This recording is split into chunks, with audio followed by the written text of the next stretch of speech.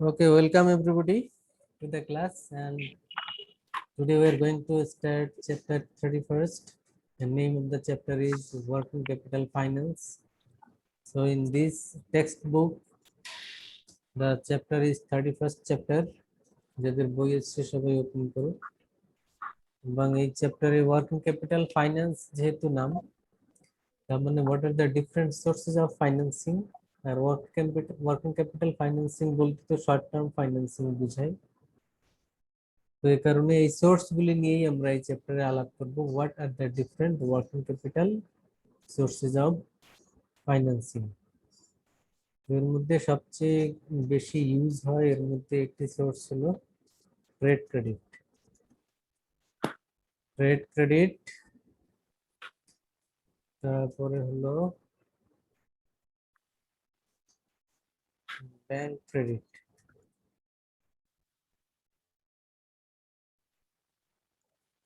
অ্যাক্রুয়ালস। এই তিনটেই আমাদের basic sources of working capital financing. তো আজকে আমরা ট্রেড ক্রেডিট নিয়ে আলাপ করব শুরুতে।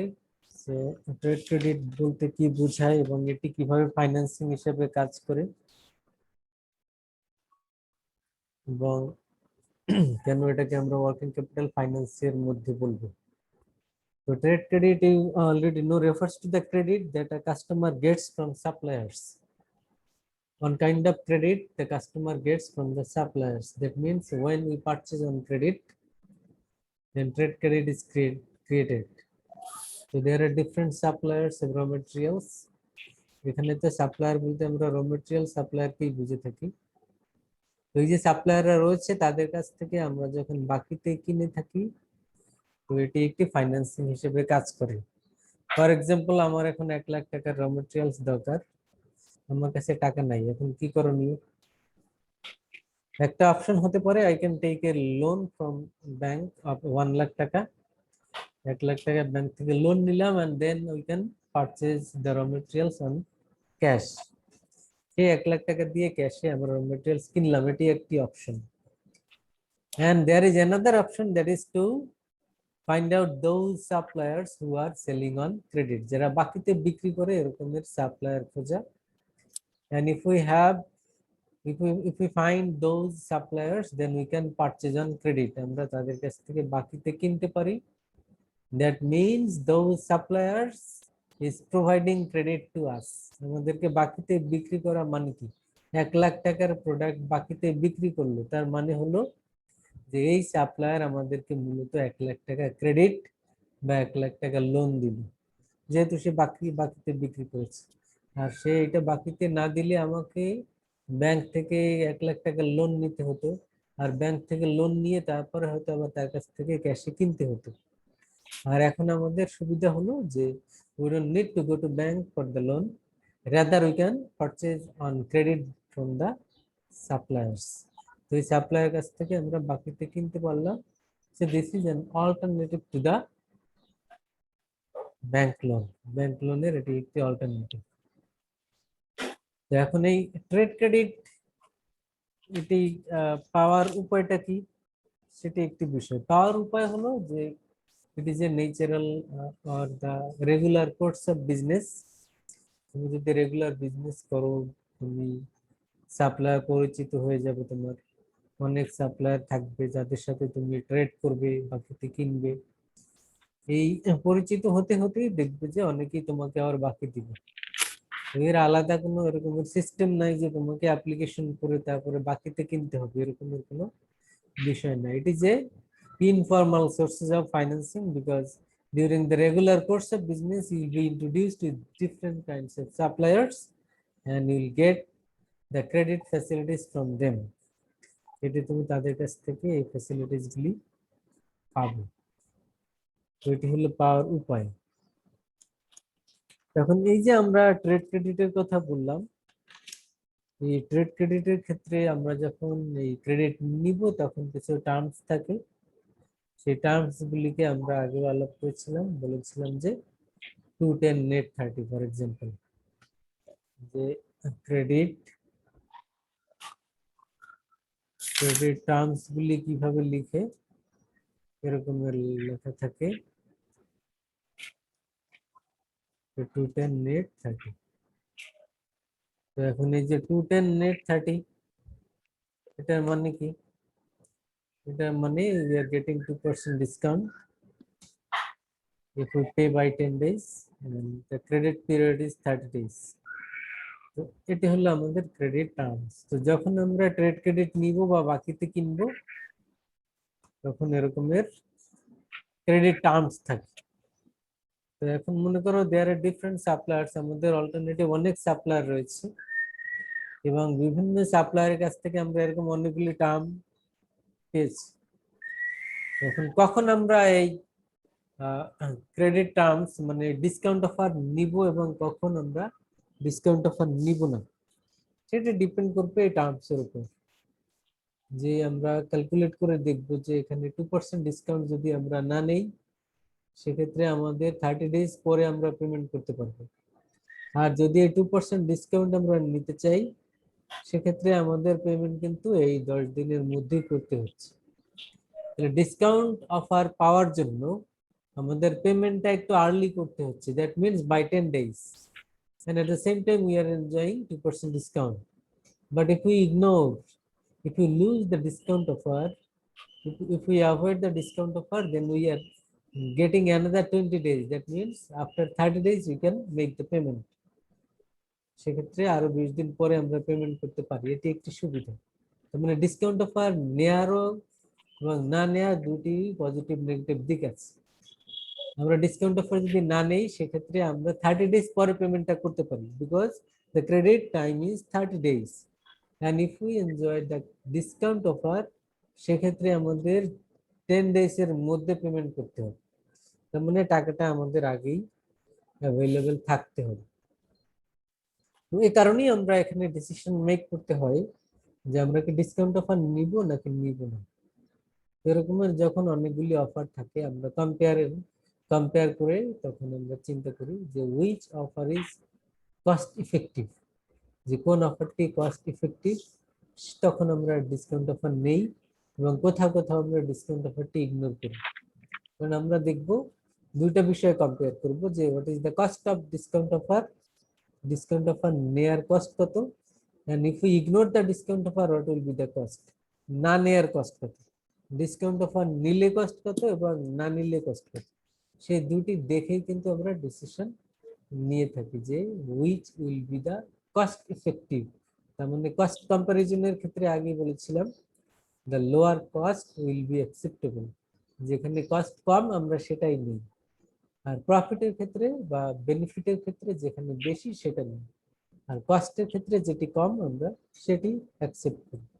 তো এক্ষেত্রেও আমরা দেখব when we have different alternative of offer, so তখন আমরা কম্পেয়ার করে the most effective one or the cost effective offer should be accepted। তো এটি হলো আমাদের ট্রেড ক্রেডিটের ক্ষেত্রে আমরা ডিসকাউন্ট অফার অ্যাকসেপ্ট করব কি করব না এভাবে ডিসিশন মেক করে থাকি। তো এবারে আমরা যে বিষয়টি আলাপ করব সেটি হলো what are the advantages and disadvantages of trade credit. এই ট্রেড ক্রেডিটের অ্যাডভান্টেজ গুলি কি কি এবং ডিসঅ্যাডভান্টেজ গুলি কি কি, মানে আমরা যদি বাকিতে কিনে থাকি বাকিতে কিনলে আমাদের সুবিধা কি অসুবিধা কি।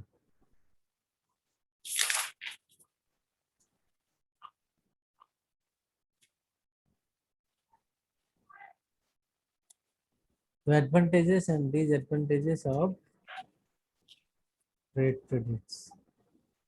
প্রথমে আমরা অ্যাডভান্টেজ গুলি দেখি যে একটা অ্যাডভান্টেজ হলো ইজি অ্যাভেলেবিলিটি। ইজি অ্যাভেলেবিলিটি কেন?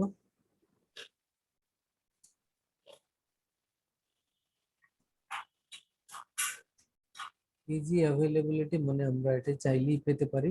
কাদের কাছ থেকে পাবো? আমরা পাবো যদি পরিচিত সাপ্লায়ার থাকে তাদের কাছ থেকে আমরা বাকিতে কিনতে পারি। তখন এই যে ইজি অ্যাভেলেবিলিটি সহজলভ্যতা, তুমি যদি ব্যাংক থেকে লোন নিতে চাও তার চেয়ে এই ট্রেড ক্রেডিট নেওয়া অনেক সহজ, এই কারণে এটিকে বলা হচ্ছে easy availability.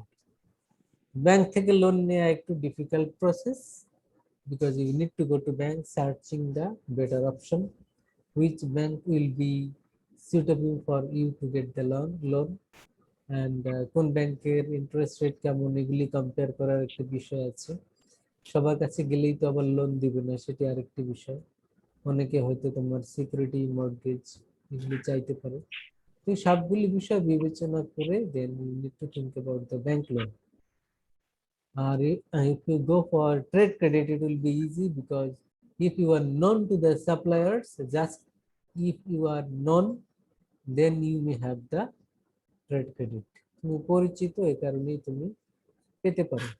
So there is no other formalities, এখানে অ্যাপ্লিকেশন, এখানে আদার কোনো ইনভেস্টিগেশন বা ফর্মালিটিস এর বিষয় নাই। এই কারণে ইজি অ্যাভেলেবিলিটি রয়েছে in case of trade credit. Second advantage হলো ফ্লেক্সিবিলিটি, এটি ফ্লেক্সিবল। ফ্লেক্সিবিলিটি কেন? ইট ইজ, তোমার সামনে অনেক সাপ্লায়ার রয়েছে হয়তো, তো তুমি আজকে যার কাছ থেকে কিনলে এর পরের বার হয়তো তার কাছ থেকে নাও কিনতে পারো। So you have flexibility, you can go to this supplier, and if you don't like, you can switch over to another supplier. So always you are finding the more flexible supplier, যার cost কম, আমরা সেখানেই যেতে চাই, যে অনেক বেশি সুবিধা দিবে, আমরা সেখান থেকেই তো বাকিতে কিনতে চাই। তো এই কারণে it is also flexible that you can go to this supplier, and if you don't like, you can go for another suppliers. তো এখানে কোনো বাধ্যবাধকতা নাই, কেউ তো আর তোমাকে বলবে না যে আপনি আমার কাছ থেকে একবার কিনেছেন, এখন কেন কিনবেন না, কিনতেই হবে, আর না কিনলে আপনার বিরুদ্ধে মামলা দেবো, এরকম তো আর কেউ তোমাকে করবে না। তো সেক্ষেত্রে ইউ আর মোর ফ্লেক্সিবল, তো তোমার এই ফ্লেক্সিবিলিটি রয়েছে যে আপনার কাছ থেকে কিনবো না, আমি এখন আরেকজনের কাছ থেকে কিনবো। So it is flexible. And thirdly হলো ইনফর্মালিটি। ইনফর্মালিটি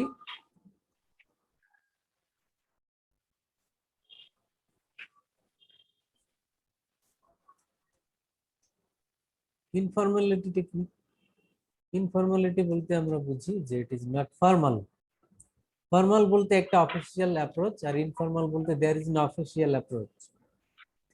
অফিসিয়াল অ্যাপ্রোচ কি? তুমি যদি ব্যাংকে যাও, তোমার একটু এখানে লোন নিবে, এটি মুখে বললে তো আর হবে না, ইউ নিড টু অ্যাপ্লাই। তেমন কাগজপত্রে সবকিছু ডিল করতে হবে, ইউ নিড টু অ্যাপ্লাই, তারা আবার ইনভেস্টিগেট করবে, তারা যদি অ্যাপ্রুভ করে সেটাও তোমার লিখিত কাগজে জানাবে, তোমাকে যে আবার পেমেন্ট করবে সেটি আবার তোমার অ্যাকাউন্টের মাধ্যমে করবে। তার মানে it is more official and formal approach in case of bank loan, but this trade credit is informal approach. Informal, there is no application, no formalities, no paperwork, so you just go to the office or showroom and you can purchase on credit, and you will have the supplies, তুমি এটি পেয়ে যাবে তাদের কাছ থেকে। যে কারণে আমরা বললাম it is informality. Informality is there, আর ইনফর্মালিটি যেখানে থাকে সেটাই তো আমরা অনেকেই পছন্দ করি, বিকজ এখানে কোনো অফিসিয়াল ঝামেলা নেই, কমপ্লেক্সিটি নেই। তো these are the advantages of trade credit. যে মানুষ কেন ট্রেড ক্রেডিটে যাবে, কেন বাকিতে কিনবে, because these are the advantages, এই সুবিধাগুলি রয়েছে, ফ্লেক্সিবিলিটি রয়েছে, অ্যাভেলেবিলিটি রয়েছে, ইনফর্মালিটি রয়েছে, so we will go for trade credit. বুঝছো সবাই? Yes, sir. Yes, sir. But there are some disadvantages. Disadvantage তো রয়েছে, তো ডিসঅ্যাডভান্টেজ গুলি কি এবার দেখি। একটি হলো কস্ট, একটি ডিসঅ্যাডভান্টেজ হলো স্যার স্ক্রিনটা একটু ছোট করেন স্যার, দেখতে পাচ্ছি না।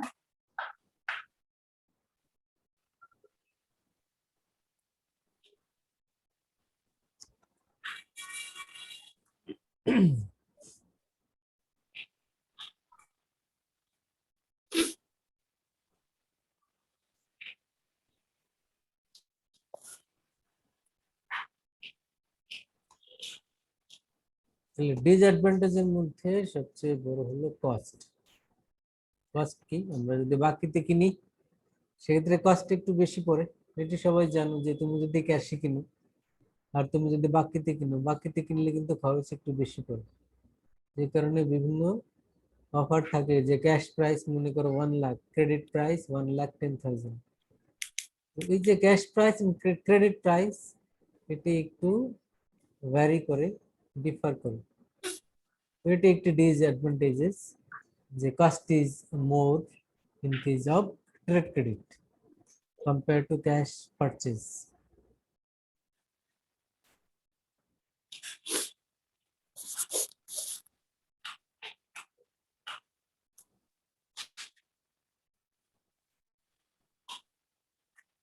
স্যার Yes, এগুলো কি স্যার আবার ডিফাইন করতে হবে? এটি তোমার ইজি অ্যাভেলেবিলিটি বলতে কি বোঝায়, ফ্লেক্সিবিলিটি বলতে কি বোঝায়, এটি তো তোমার বুঝতে হবে বা বলতে পারতে হবে, যেতটুকু আমরা ডিসকাস করলাম। ইনফর্মালিটি বলতে কি বোঝায়, তুমি যদি এক দুই লাইনে বলতে পারো দ্যাটস এনাফ। জি স্যার। ডিসঅ্যাডভান্টেজের মধ্যে মধ্যে আমরা বললাম কস্ট। কস্ট কি এখানে? কস্ট বলতে আমরা কি বললাম? বললাম the cost of trade credit is higher than cash purchase because the credit purchase will be higher. The supplier is taking the risk, so they will expect a more price. ক্যাশে কিনলে কম পড়ে, ক্রেডিটে কিনলে বেশি পড়ে, সো ইট ইজ ডিসঅ্যাডভান্টেজেস। এবং আরেকটি হলো এটি ক্রেডিট টার্মস। যে ক্রেডিট টার্মস গুলি থাকে এটি সামটাইমস এই টার্মস গুলি আমাদেরকে অ্যাট্রাক্ট করে, we go for purchase, but sometimes it will be difficult to get the facilities. তুমি হয়তো 2% ডিসকাউন্ট দেখে গিয়েছো যে হ্যাঁ ডিসকাউন্ট পাবো, কিন্তু ডিসকাউন্টটি অ্যাভেল করার জন্য তো তোমাকে আসলে 10 দিনের মধ্যে পে করতে হবে। তো 10 দিনের মধ্যে পে করবে, তুমি টাকা কই পাবে? তোমার কাছে টাকা নেই বলেই তো তুমি বাকিতে কিনতে গিয়েছো। তো সামটাইমস এই ক্রেডিট টার্মস থাকলেও to avail the credit terms sometimes it is difficult, it is difficult for you. So is a attractive offer by credit terms, we go for credit purchase, but sometimes it is difficult for us because we don't have available fund. In that case, to avail the credit terms, a discount offer যদি avail করতে হয়, in that case we need to go to bank again, আবার bank থেকে loan নিয়ে তারপরে আবার এই discount অফারটি নিতে হচ্ছে। তার মানে আবার ডিসকাউন্ট অফার অনেক সময় আমরা ব্যাংক লোন নিয়ে নিচ্ছি বিকজ এই এখন আমার কাছে টাকা নেই। তো এটি এই কারণে ক্রেডিট টার্মস থাকলেও অনেক সময় ইট ইজ ডিসঅ্যাডভান্টেজেস এই এটি নেয়া। ওকে, বুঝছো? জি স্যার। স্যার আচ্ছা, একটা করে স্যার উপরে যে ট্রেড ক্রেডিট ক্রেডিট টার্মস, হ্যাঁ স্যার এই কোশ্চেনটা কিভাবে করবো? এতক্ষণ যে আলাপ করলাম বুঝো নাই? স্যার এটা তো দেখিয়েছি ক্রেডিট টার্মস কি, এটা জি বাদ স্যার দিয়ে দিলাম। দেখিয়েছেন, কিন্তু স্যার এটা কিভাবে?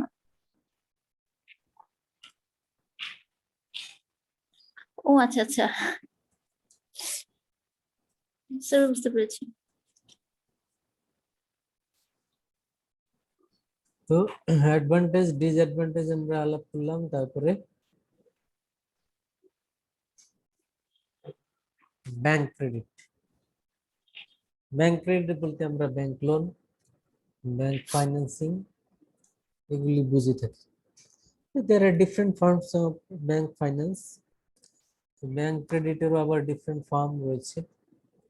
ব্যাংক ক্রেডিট তো আর একটা ফর্ম না, বিভিন্ন ক্রেডিট রয়েছে। ব্যাংক থেকে শর্ট টার্মে লোন নিবে, এখন সেটা কোন ফরম্যাটে নিবে, so there are different forms.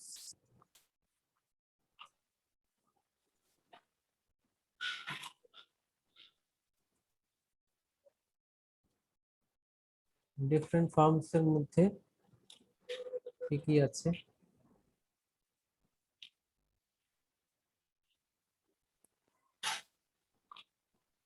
একটি হলো ব্যাংক ওভারড্রাফট,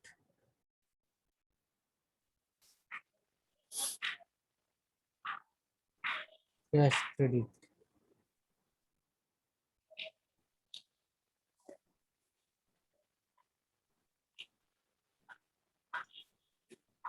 discounting bills.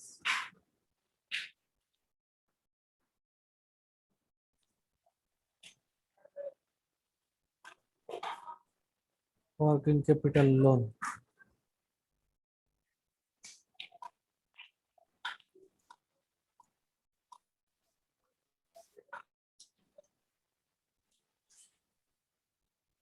এই যে different forms বললাম, bank overdraft.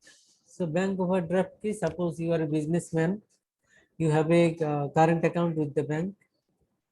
So suddenly you need to have a short-term loan, say 2 lakh টাকা, and একটা option হলো you can go to bank and you can apply for the loan. And another option is that you have the current account and you can overdraft facilities. You can get the overdraft facilities. That means you can draw money. You can draw money from the bank.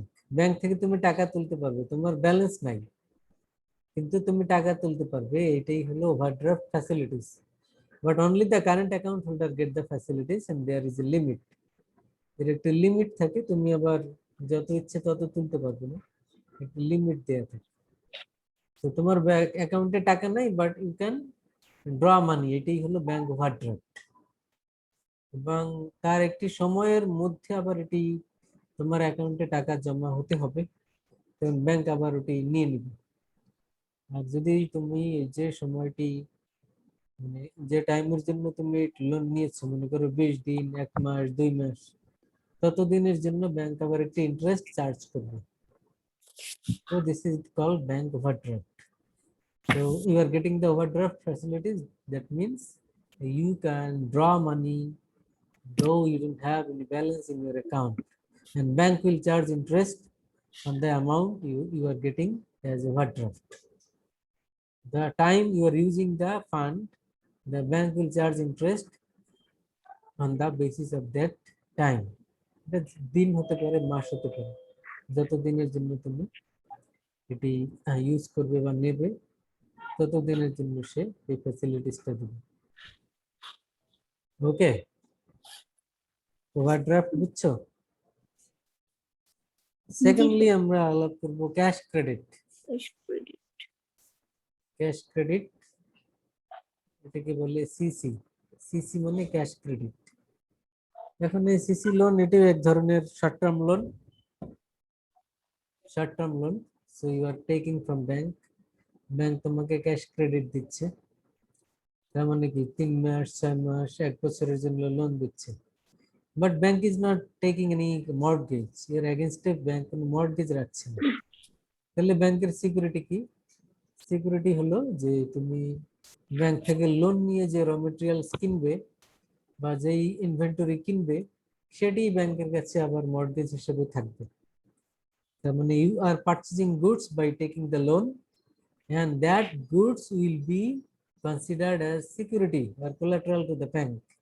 এবং ব্যাংকের কাছে তুমি এই documents গুলি রাখবে যে আমি এগুলি কিনেছি, এগুলি আপনার কাছে ডকুমেন্টস গুলি রাখলাম এজ এ কোলাটারাল।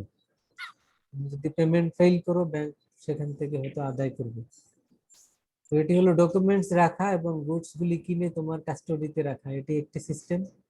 আর একটি সিস্টেম হলো যে যা কিনলে সেই গুডস গুলি ব্যাংকের ওয়্যার হাউসে রাখা এবং ব্যাংকের কাস্টডিতে রাখা, যখন তোমার দরকার হবে ওখান থেকে নিয়ে তুমি প্রোডাকশন করবে বা সেল করবে বা খরচ করবে। তো এই ধরনের যে লোনগুলি রয়েছে সেগুলিকে ক্যাশ ক্রেডিট বলে। So this is also another short-term loan. Cash credit is also another short-term loan, and without any mortgage.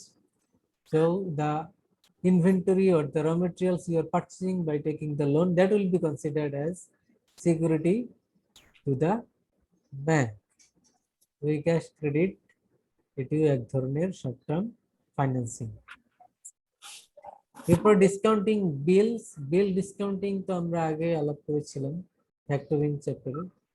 তো if you have the bill, তার মানে তুমি কারো কাছে সেল করেছো, বাকিতে সেল করেছো, এর একটি ট্রেড বিল তৈরি করেছো, মানে ওখানে ডকুমেন্টসে লেখা আছে 3 মাস পরে তোমাকে সে 1 লাখ টাকা দিবে। এই যে বিলটি, এই বিলটি তুমি ব্যাংকের কাছে সেল করতে পারো। তো ব্যাংকের কাছে সেল করলে কি হবে, you are getting the cash, মানে তুমি এখান থেকে ক্যাশ পাচ্ছ।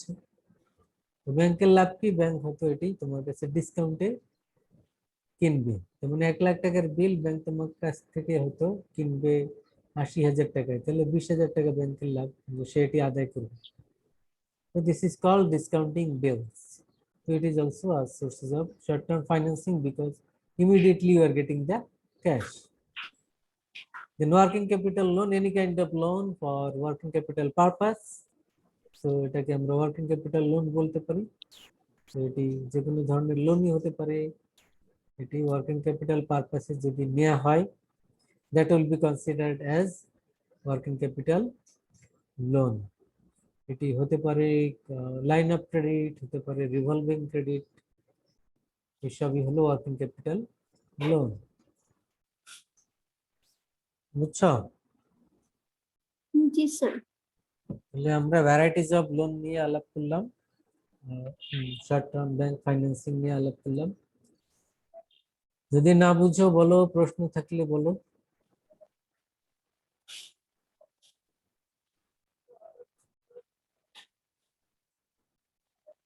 স্যার এই ডিফারেন্ট, স্যার এগুলোকে আলাদা আলাদা ভাবে ডিফাইন করব?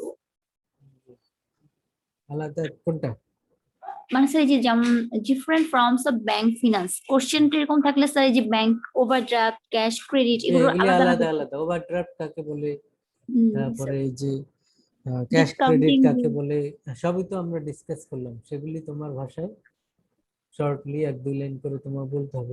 ওভারড্রাফট কি, so what do mean by overdraft, তোমাকে তো বলতে হবে। What do mean by cash credit, এগুলি তোমার জানতে হবে, বলতে হবে। কতটুকু বলার মতো করে প্রিপারেশন নিলেই আমি। স্যার ডি নাম্বার ছিল ওয়ার্কিংটা। ওয়ার্কিং ক্যাপিটাল লোন কোনটা? এটা কি শুধু ওয়ার্কিং না এর সাথে আর কিছু আছে? স্যার ইয়ার পরে ডিসকাউন্টিং বিলস এর পরে যে ওয়ার্কিংটা দেখলাম। ওয়ার্কিং ক্যাপিটাল লোন,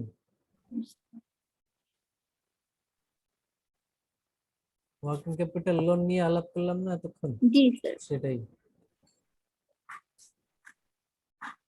ওকে, সবাই শুনতে পাচ্ছ? লিমন আছো? জি স্যার, শুনতে পাচ্ছি। জুন্নুরাইন? জি স্যার। ফয়সাল? जी सर। আলিফ? जी सर, आशीष सर। Okay fine. তো আজকে আমরা এই যে টপিকগুলি আলাপ করলাম, এগুলি ভালো করে প্রিপারেশন নিবে, বইয়ে আছে সবগুলি।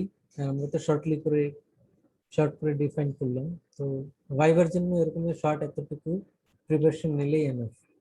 স্যার এই চ্যাপ্টারে কি স্যার এই কটাই কোশ্চেন? আমরা তো আর চ্যাপ্টার শেষ করিনি, আরো আছে, পরের ক্লাসে শেষ করব। জি স্যার। আরো কিছু আছে, সেগুলি পরের ক্লাসে আলাপ করবো ইনশাআল্লাহ। Okay sir. ফাইনাল তো আবার কখন হয়, এখনো তো ডেট হয়নি। ঈদের আগে যদি স্যার হয় ফাইনাল কি সেক্ষেত্রে তো, মেয়ের দিকে হবার সম্ভাবনা আছে? ঈদের আগে তো হওয়ার চান্স আছে, সেক্ষেত্রে তো ভাইবেই হবে আবার, দেখা যাক। লকডাউনের পরে হয়তো অফিস খুললে ডিসিশন নিয়ে জানাবো। ওকে ভাই, তো ভাই আমরা শেষ করি। আসসালামু আলাইকুম। স্যার আসসালামু আলাইকুম। আসসালামু আলাইকুম। আসসালাম।